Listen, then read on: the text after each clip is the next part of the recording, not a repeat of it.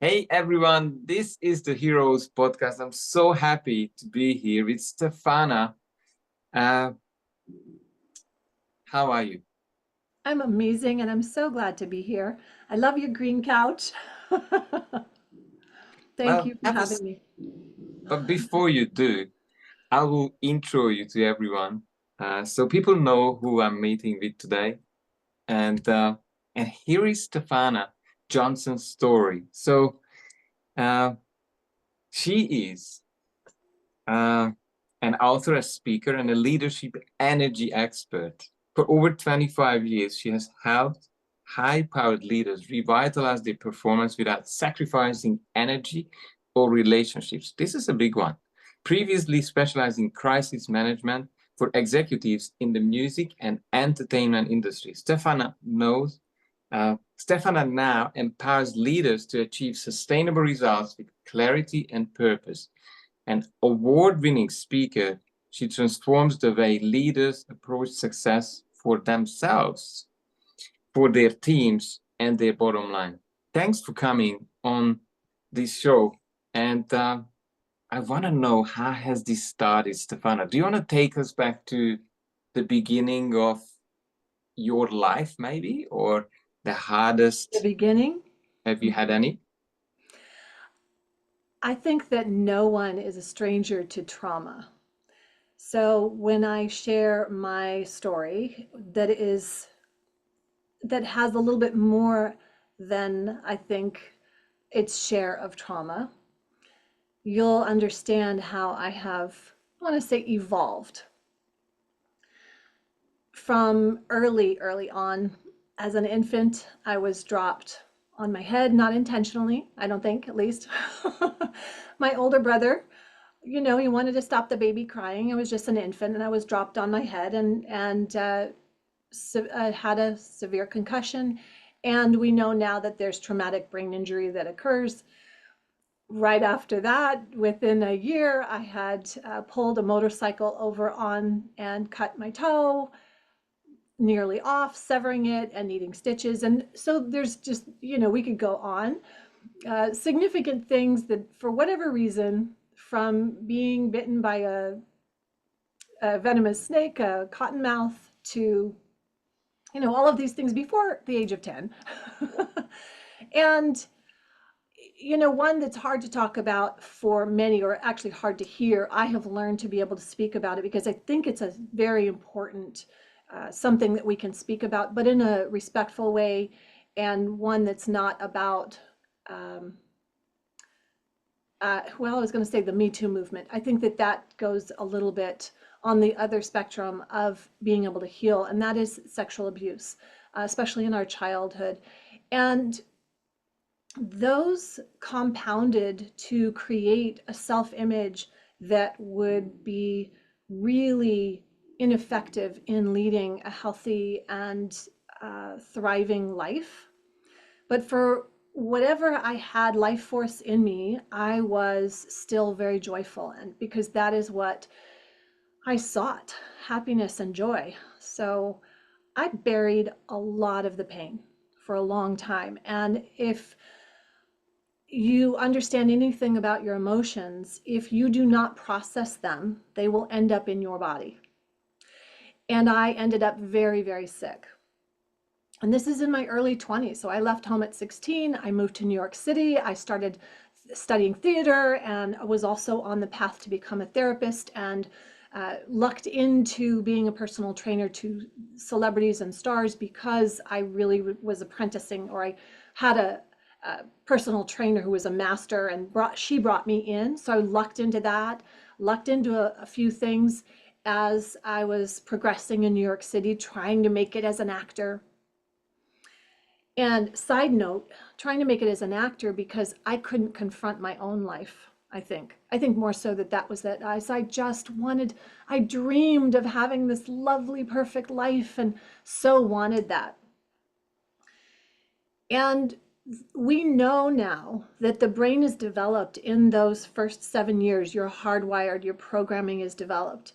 And then in the next 7 to 12 years, because our brains are still developing, right? There's a sense of self that gets developed. And all of that for me, so if we were to take an aligned person, someone who is aligned mentally, and they're aligned in their heart, and they're aligned in their body, and they're aligned with their divine, right? There's this beautiful connected sense of wholeness and power. Well, I was all over the place and pulled this way and stuck over there, and there was nothing. There was just chaos. But I didn't know this and I didn't understand it, and I sought answers. Tell me, Stephana, what, if you go back specifically, what did you avoid? What did you not want to feel, if you could remember it? I know you suppressed it quite well, Shame. but Shame. shame. Shame that was directed inward as hate. So when you are at a young age and you cannot hold your own position, and it is not safe for you to be yourself, to be in your energy and in your skin because you're being harmed, you develop certain there's biology that goes on, there's psychology that goes on, there's neural pathways that are formed, and emotionally what developed for me specifically was a sense of deep self-hatred that was displaced because there was a part of me that knew innately and was connected to an innate goodness, and then there was a part of loathsome feeling I deserved, that I was sick and evil and dirty and bad and all of this. And those were, it took me a long time to actually clean them up. And I'm continuously, because that programming is there from that childhood, right? But I can observe it. And this is where I have built skills to be able to observe and differentiate between that program and who I really am. And I think that this is really the key. And that is what I discovered as a key to unlocking the true powerhouse, hence my Powerhouse Leaders, because I think we all need to be leading from our true sense of our power. And when we are tapped into that powerhouse, physically, emotionally, spiritually, mentally, and it's in alignment and in harmony, we are unstoppable in the goodness that we can bring to the world and impact positive change. What a powerful message. How did you process this? How long did it take? Yeah. What tools have you tried? Has there been different therapies? Like, tell me. Mm-hmm. The first time I spoke about it was to a religious leader. And in no uncertain terms, they communicated that it was my fault. And that was, in hindsight, right? Of course, that was insane.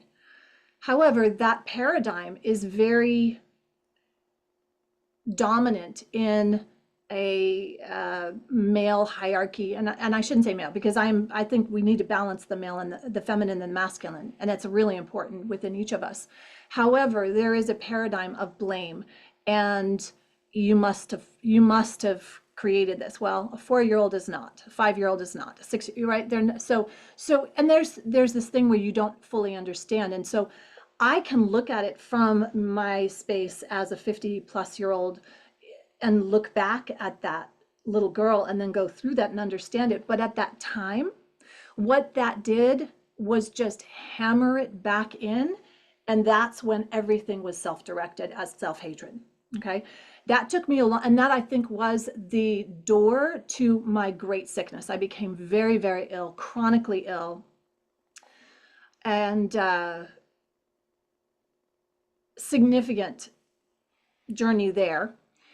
But that was the catalyst, that door right there. False information, someone telling you it's your fault, and that is why it's so important for me to say it is not your fault. You are not alone, and you can heal and find joy beyond trauma. The next piece was that I went to try to help everybody else. So, of course, shifted to try to heal inside, but by healing everybody else, fixing everybody else, helping everybody else, coaching everybody else, doing that. And while that is useful and effective for others, it's not for yourself. Unless it's intentional, because now I know every time I help my client, I'm actually helping myself as I am helping the world and as they are helping, because we're all connected. And I do believe that. I do believe that if one suffers, we all suffer. So when I was able to shift into a movement of, well, there's something non-optimal, that took me a good 17 years. And it wasn't until my first son was born, because I had buried it so deeply. However deeply it was buried, it impacted my every thought, my every action, my belief about myself. And this is another reason why it's so important to me to communicate this to as many people as possible so that they heal sooner rather than later. I have been off course most of my life, and I don't think it's necessary. I think that there is a movement that make your trauma be your message and all of this nonsense. We should not have to be suffering like this. As a steward of two precious young men that I have raised, from the moment they were conceived, I have been mindful to ensure that they knew unconditionally they were loved, and I protected them vigilantly, mentally, emotionally, physically. Have I been perfect? Of course not. But I did not allow my past to become what I would put on them. And that was very important to me. And I think that that is the most important job as a leader. And that is significant, because you must lead yourself first. And there were days that were very, very dark when my littles were little. There were times when I was on my deathbed because I was not confronting the depths of pain. And there were multiple. Go ahead. I'm just thinking, did you, because you said you did not want to impact your children. Mm-hmm. How could you do that if you have not worked through it completely? Because I just want to give you my experience of it. Took me 9 years to my kids become a mirror, and it was terrible to realize that I'm still not out of my traumatic experience. And then the last row were really my kids showing me the fact that they are not believing in themselves. They have lost their self-confidence and self-worth. So I need to step into a leadership position, and I need to shift this somehow. And you know, I've tried for 30 years. Like how did you go through that? Well, I don't want to impact them, but I'm still carrying this shit. How Right. did you travel through? Well, two things. First, I am very highly trained as a therapist, and I have tremendous skills. Now, anyone who's been a therapist and a practicing therapist, you really can't be your own therapist. But I had enough tools and self-awareness, and I'd also had coaching tools. So as a therapist, it's a very, very different animal than coaching. As a coach, right? And so I'm highly trained as a coach. And in that, and I had had tens of thousands of hours in the chair as a therapist prior to my children being born. And the one thing that I knew without a doubt is that they were pure the moment they were born. I believed that. And anything that is counter to that is BS. It's a lie. There is this pureness, and anything that I did to interfere with that was on me.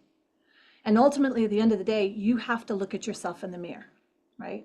Now, I could have the depths of pain and excruciating experience going on within me, but it is not me. And that's really important, right? I say this every time I speak. You are not your body. You have a body. You're not your emotions. You have emotions. You're not your titles, you're not your thoughts, right? And that's where all of a sudden we can realize, oh, and be the observer. So I chose to be my own first best client.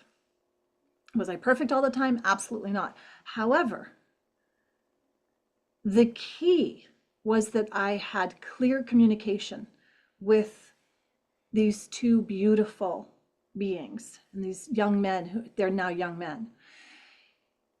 And that was a clear decision. There were many days where I had to use the mantra, I love my son, I love myself, I love my son, I love myself. And I will tell you, it is to this day that I wake up and the first thought that I have is, I love you. Because I could not say that to myself. And there were many who, I mean, you know, I wasn't necessarily loved. Love was a word that was not love.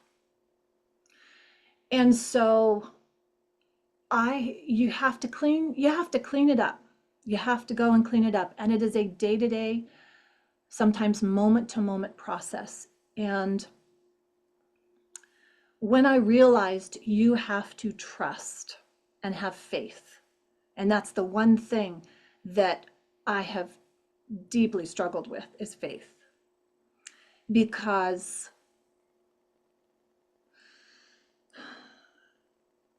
you ask why. You ask, why did this happen? And, you know, there's lots. I went the whole gamut of all the whole neat new age law of attraction. And so if you start the new age ideas of law of attraction, you know, somehow you attracted this. More BS. You can't say you attracted this to a 4-year-old. That part of me, that 4-year-old part of me, being told you attracted this, to this day, is sad and confusing. And I am not okay with that. So I think it's really important that first and foremost, you choose to be honest with yourself and feel everything, feel every emotion. Not that it is you, but that it is a feeling that's communicating and you can observe it, or the thoughts. And if a thought comes in, then you can choose to reject it or to embrace it. And that's important. I love your insights. I do have 2 questions. And one, you said to have faith, which was, you said, the most important thing to have. Faith in what? Specifically, what is it? Faith in goodness, faith in yourself, faith in change is possible? Do you want to expand on that a bit? Yes. What is goodness? What is badness? They are only degrees of the same spectrum, you see? This duality that we live in, good, bad, black, white, right, wrong, red, blue, left, right. You see, all of this is a construct that keeps us away from our true power. It keeps us disconnected from our true power, which is to connect and to be connected to that unity, that all-encompassing energy that we are, right? But there is this piece that wants to split you off and make you think you are broken, you are bad, you are wrong, or you are good, you're the best, or you're beautiful, or you're ugly, or right? It's that. But the thing is, it's all the same. And it's just varying degrees. So to have faith is to know that you are part of something bigger, that you are more than these emotions. I can tell you the very first time I was able to step out of an emotion that was truly, I thought I would just die. And I didn't think I could make it through. And that was when my father, who was my best friend, who was my mentor, he was just a wonderful person. And my parents' house caught on fire, and my father was killed in the fire. And when I heard that, and I had just talked to him a few hours before, maybe 8 hours before, and it's just the furthest of what I could have imagined. So when I got the call at 1 o'clock in the morning and I heard it, my whole being felt shattered. And I did not, it's like, how can I even fathom this? And there was something profound. And we can call it the space of spirit, because I do believe that I've since expanded much more. My father passed away over 20 years ago, that I know that there's so much more. And I've learned so much more than what we've been taught, that we're just these dots and this, there's so much more. Everything's energy, right? I don't want to get into too much of that, because, and this really annoys me, this idea that, oh, that's woo-woo. Oh my goodness, are you kidding me? We are so backwards. We're so backwards. Just stop that. Everything is energy. It's physics. This isn't woo-woo. So moving back to this, when I was able to take a breath, and literally I had to force myself to breathe, I could see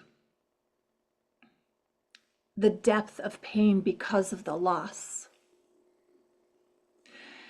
And yet there was, during that week and 10 days after, a significant expansion.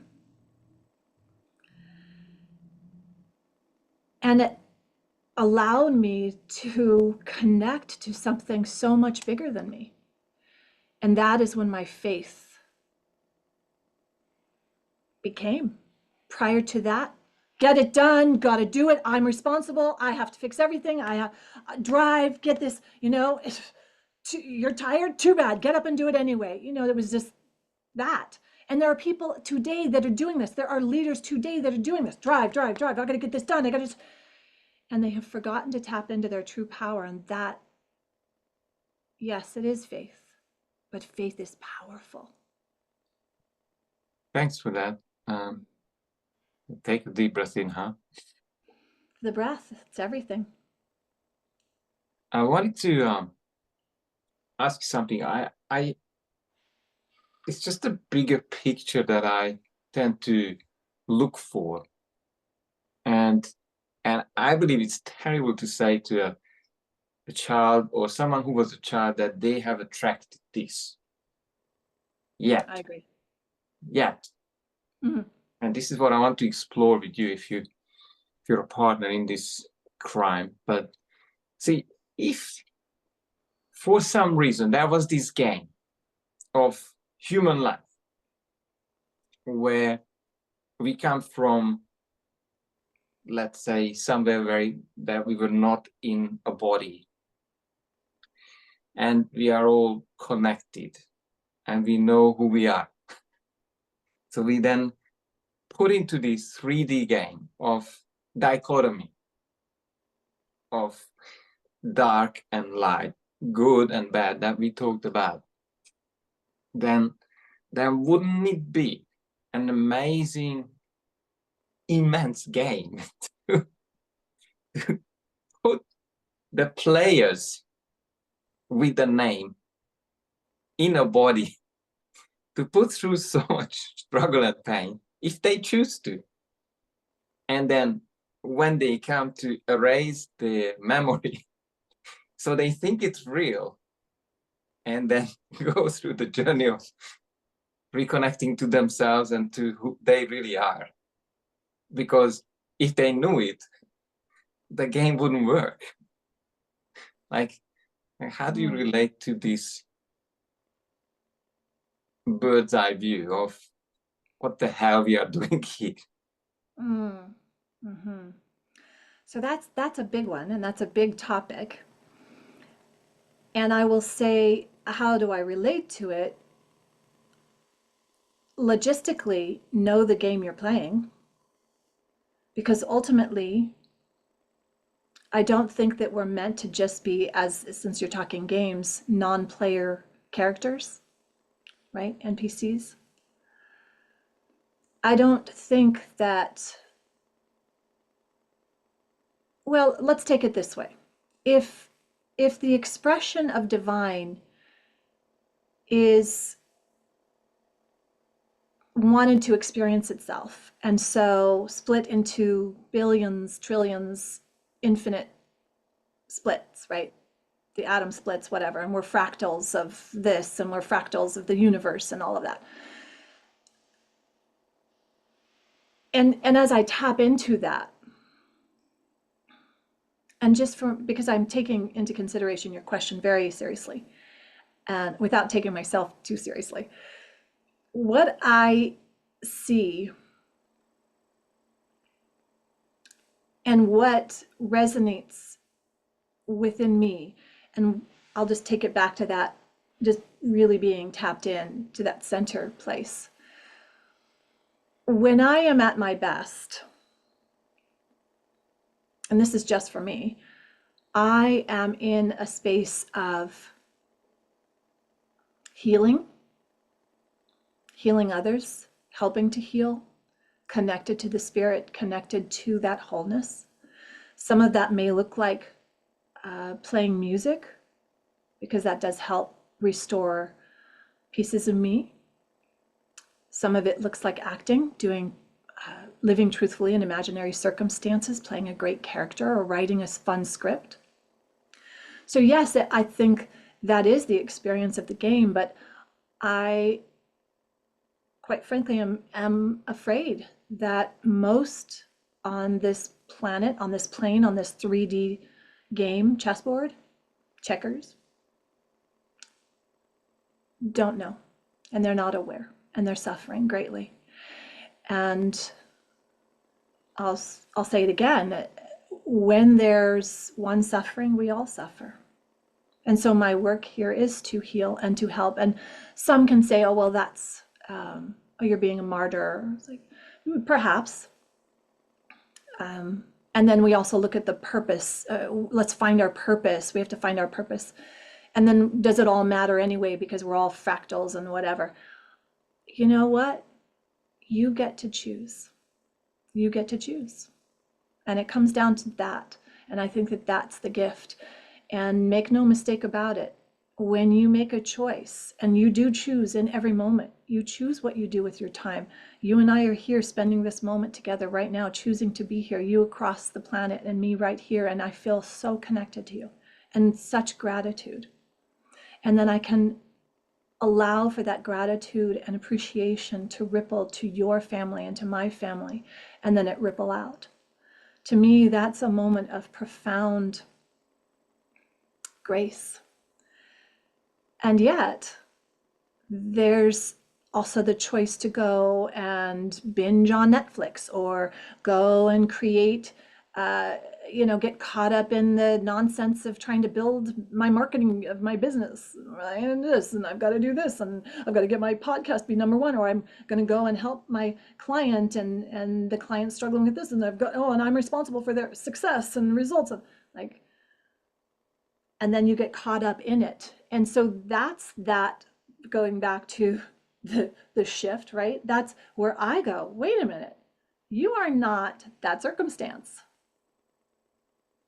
You are not your emotions. So, oh, wait a minute.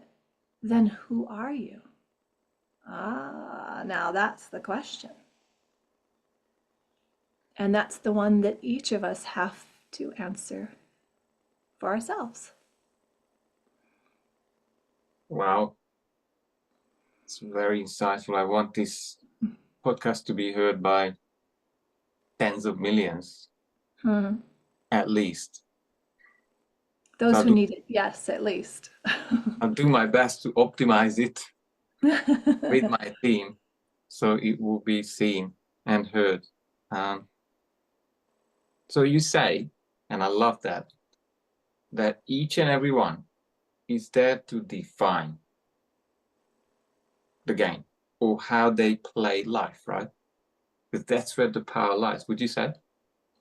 Well, is that where the power lies? I mean, and so power to me is not your power. Power is your innate ability to show up as this whole you.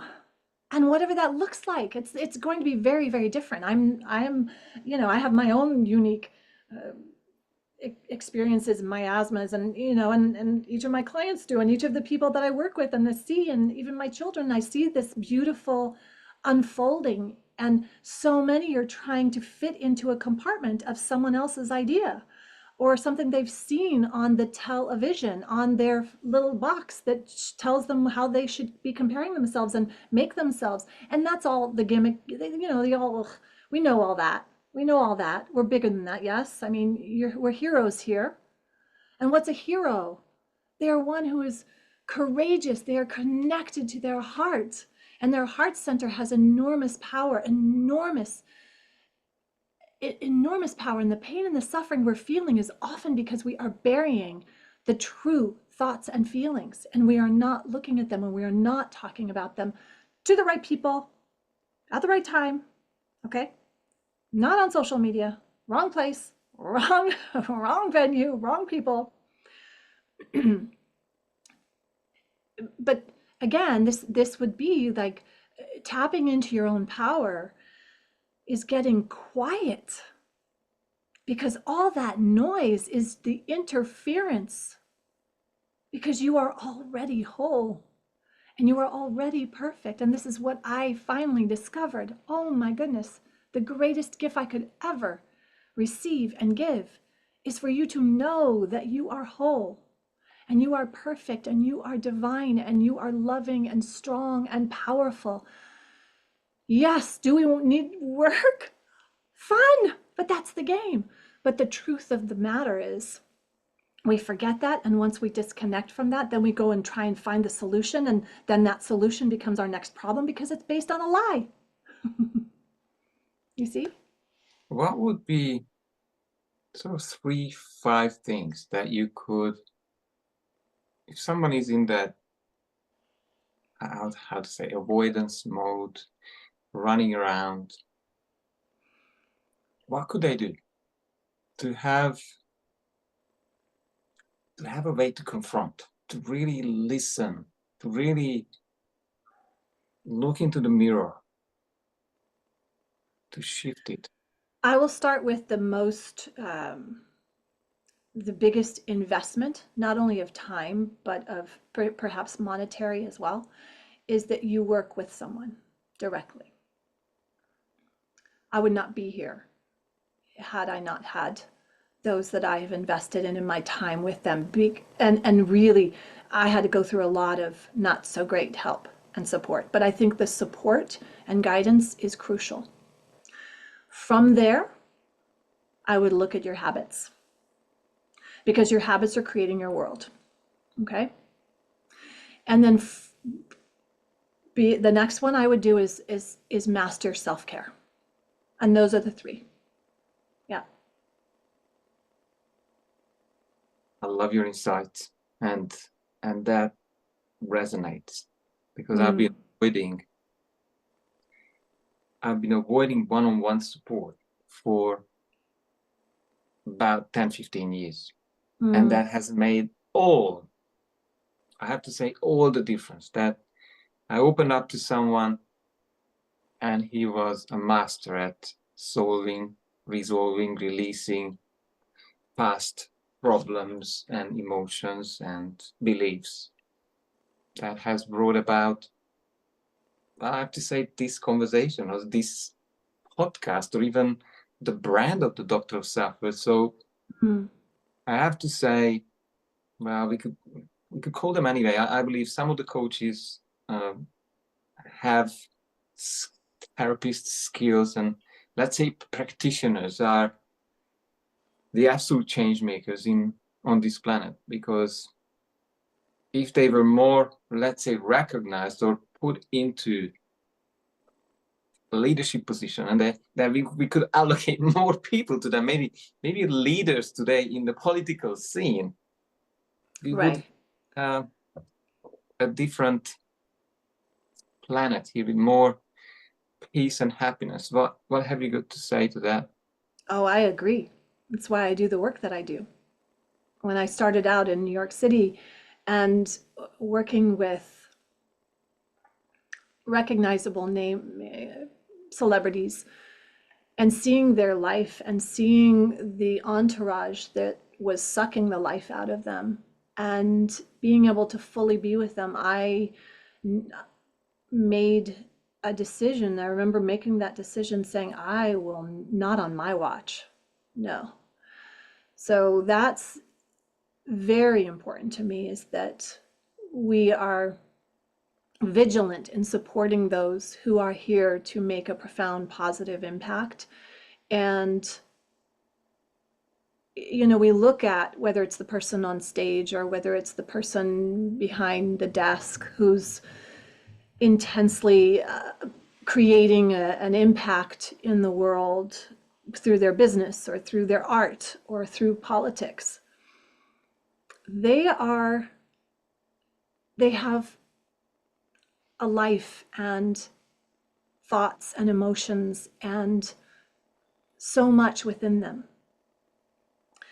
And I think, especially with politicians, they can get hijacked pretty quickly. And I think that there is a dark side of that spectrum, of the other side of what I try to do, which is to bring light, to bring truth, to bring healing. There's another side of that is working very hard and vigilantly to bring more darkness and to bring to break down individuals. And we see this. We see the immorality. We see, dare I say, evil. But again, that's the other spectrum of pure goodness. So we can't just, oh, well, that's bad. It's not. It's on the same line. It's on the same, So we just have to shift the frequency. And again, that's too esoteric to say, but what we have to do is we have to freaking shine the light on it. We have to shine the light on that darkness, and we have to bring tools to that awareness. I think, even coaches. I started with the story of my minister, the priest. What did you do? It was your fault, right? This whole thing. And there are multiple examples of this. We can see this in churches that are supposed to be doing good, right? So it's each of us coming back to our wholeness and being fully present, intentional, letting go of the lies,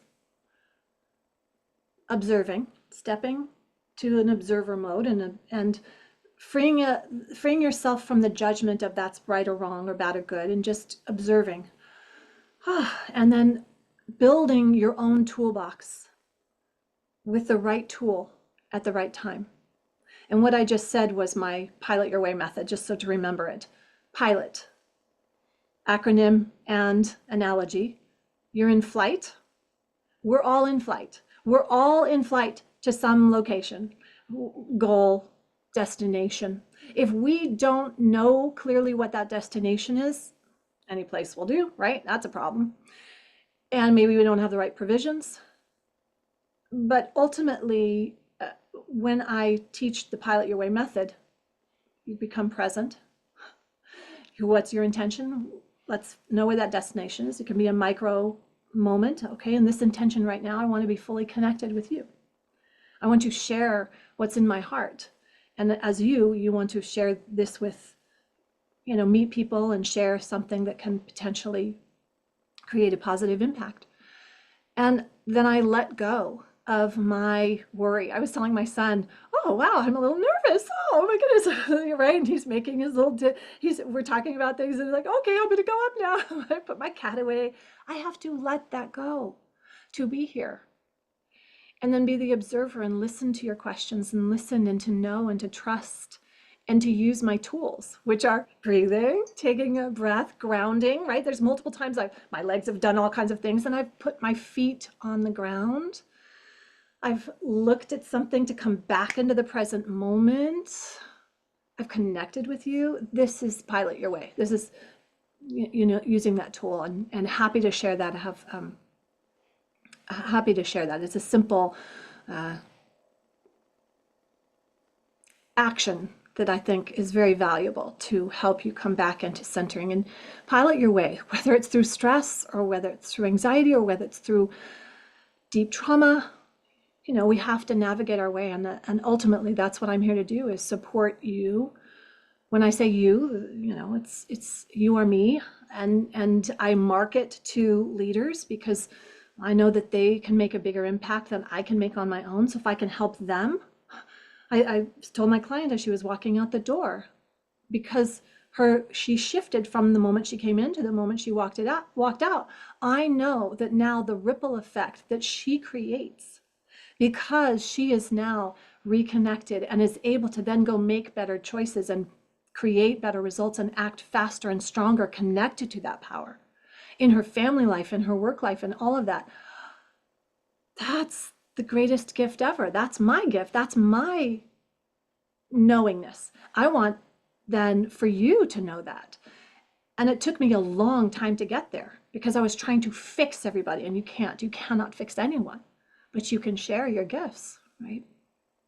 That's wonderful. And I absolutely agree that if you and I, we focus on leaders, then families, communities, businesses, employees, lives will be changed for Yes. the positive, because we only have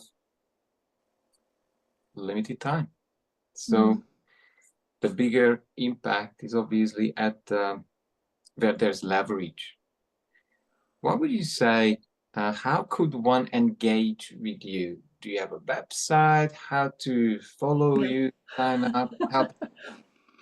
Oh, I'm very eclectic.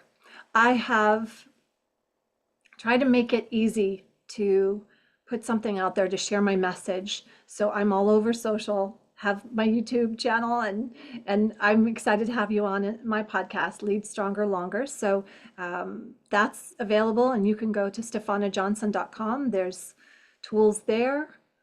I'm really, I'm here holding this space, and for myself first, because that I need my own, right? And I want to model that for anyone, so that it's not, oh, I'm going to give everything, which I used to give, serve, servitude. So coming into that space, and I'm not saying I'm perfect at it, but it's a practice, right? So being able to, if there's something there, I trust that those who need it, it's there for them. I mean, years and years, right? I did a podcast, Finding Joy Beyond Trauma, specifically talking about the child abuse, the sexual abuse, and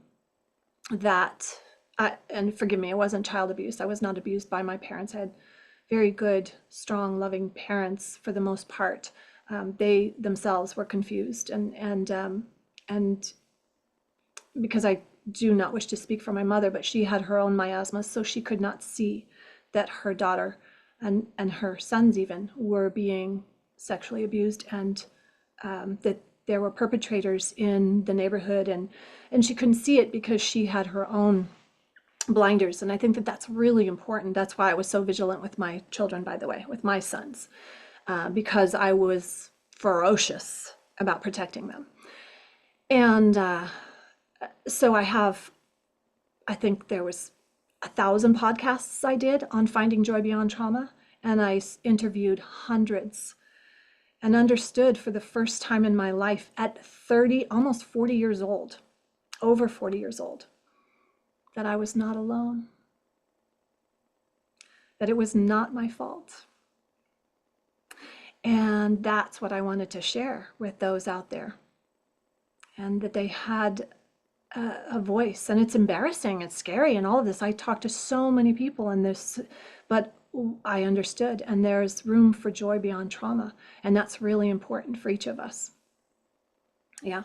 Okay, so with that, I'm off on a little bit again, and you can reach me at stephanajohnson.com, and then just find me anywhere for stephanajohnson.com or Finding Joy Beyond Trauma, whatever you need. And again, I just put out this energy and this love that I will share energetically, and knowing, and I do believe this, what we put out comes back to us. So please put out what you wish to come back to you.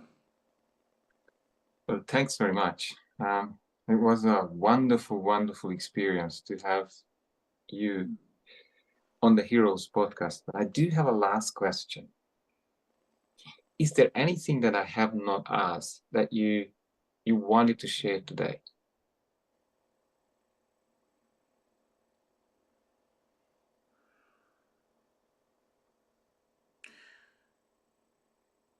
Find that place within you.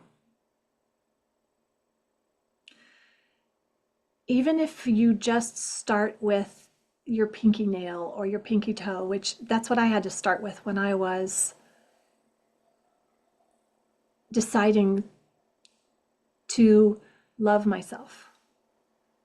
But start somewhere and begin building and restoring your genuine, loving, encouraging, respectful connection to you, your authentic self, your wholeness, because it's there.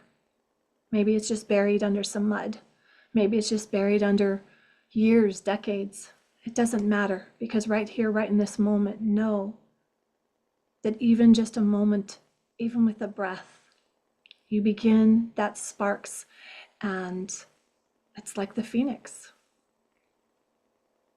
rising. I appreciate you, Stephana. I love your message.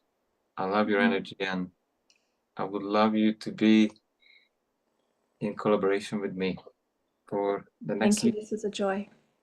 Thank you. See you soon. Okay.